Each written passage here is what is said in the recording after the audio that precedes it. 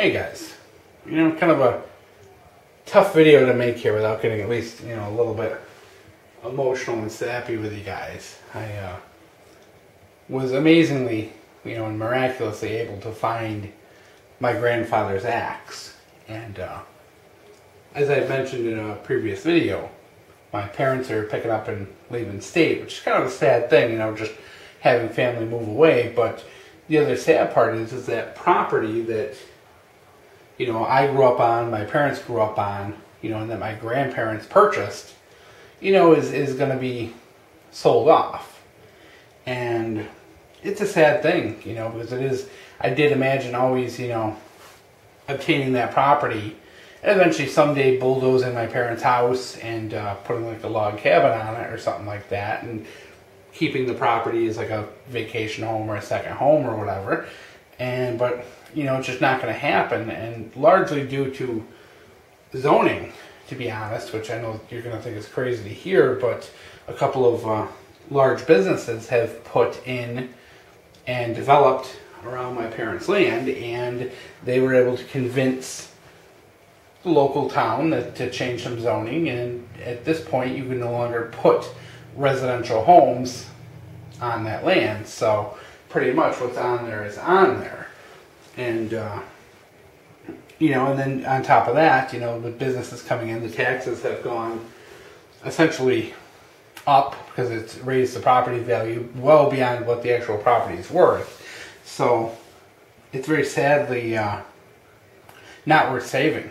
Fortunately, 20 acres, as much as I would love to have it, it's not worth the amount I would have to pay just in taxes alone, and then to never be able to build on it or do anything with it because the zoning is insane. So we are letting it go, and it's really kind of a very sad thing. But in the process of getting that land ready to go, I was able to find my grandfather's axe, which is something I've been looking for in the neighborhood of like 20 years, to be honest. My grandfather died about 12 years ago. They sold the property to my parents probably 30 years ago, and this ended up somewhere just getting stashed away because my grandfather ended up going to a smaller kind of assisted living type thing with my grandmother, and he didn't need an axe anymore. And I think we used this kind of on the homestead for a couple of years before eventually ended up getting tossed aside somewhere when we stopped using the wood stove ourselves. And so I had looked for this, and I assumed it was just lost, thrown away, burned out, who knows what. And I found this thing. We were just kind of cleaning out the basement, and mind you guys, this is a 100-year-old farmhouse, and the basement's a hand-dug basement with stone walls, so it's very wet, very damp, kind of horrible, nasty environment. You really don't store anything of value down there because it's just nasty, and just found this thing under some basically junk, garbage.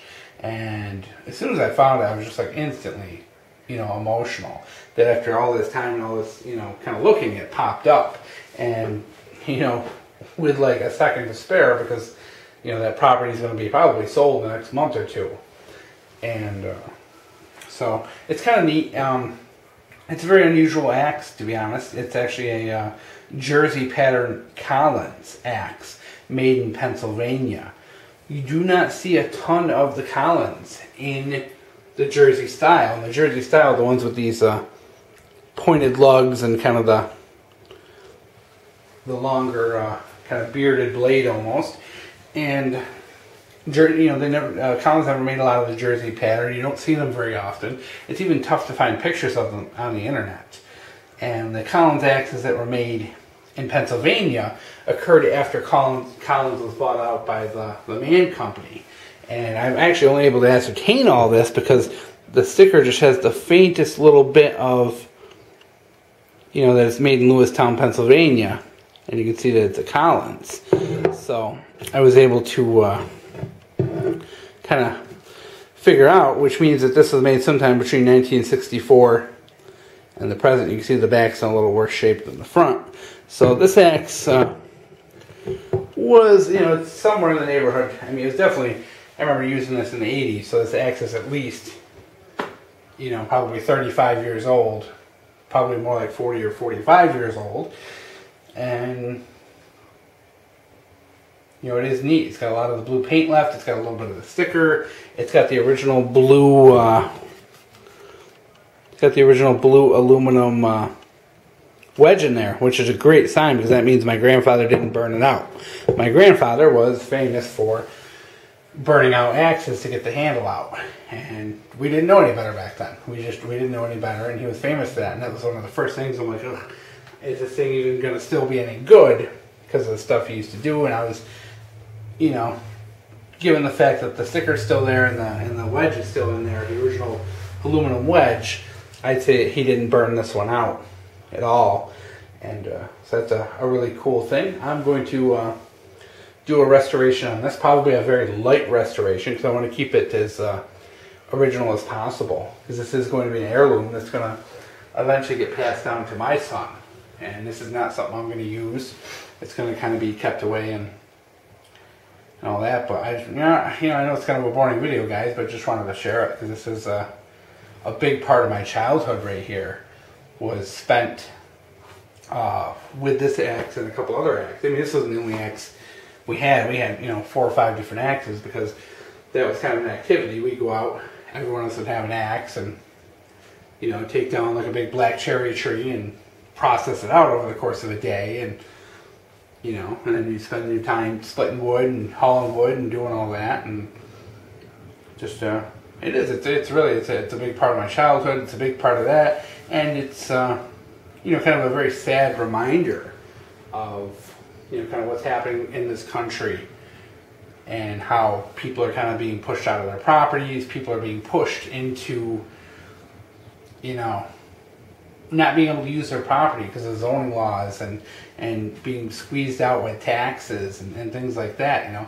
this is a house that literally, you know, I think my grandparents might have paid $6,000 for back in the day, you know, and now you'd be lucky to sell, you know, being an old 100-year-old house, you know, it's not really worth anything. The property's worth something, but the zoning, you know, it's screwed it all up. So the whole thing's kind of a huge mess, and this whole thing's kind of a sad reminder just of how sorry a state the country's in, but it's also a very nice, kind of pleasant reminder of my grandfather. This is the only axe I'm assuming we're going to find. I mean, we've looked and looked, and I think it's just sheer chance because this handle's broken that it ended up in the basement in the junk pile, you know. But I would love to find 1 or 2 more of the axes, but I don't think it's going to happen. So this is my one shot at an heirloom here, and so I'm very, very, very fortunate to have found it. And some of the interesting things is my grandfather was involved in the CCC, the Civilian Conservation Corps,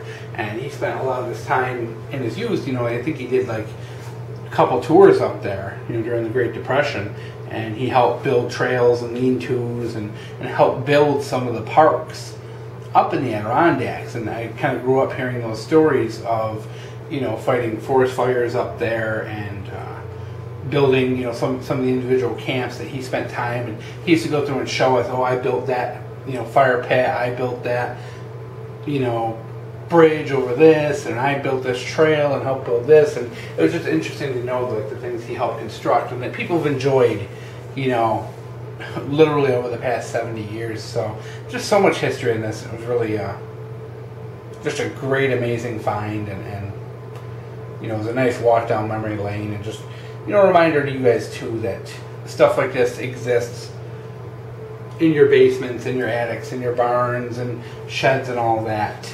And these aren't things to throw away. These are things to keep, you know, and kind of cherish and pass down to your kids, because this stuff's going to be gone in a generation. It's not, you know, the age of using axes and doing things by hand is gone. And, you know, the best gift you can give to your kids, and the best gift I hope to be able to give to my kid, is to be able to teach him how to use things like this and how people did things, you know, even 30 years ago, because times have changed so much. And to give him that little bit of kind of respect for what life used to be like. And, you know, I guess that's it, guys. I rambled on long enough, but just, you know, had to share this old heirloom with you, just to show you that this stuff's out there and just waiting to be scooped up and restored and put to use with the new generation.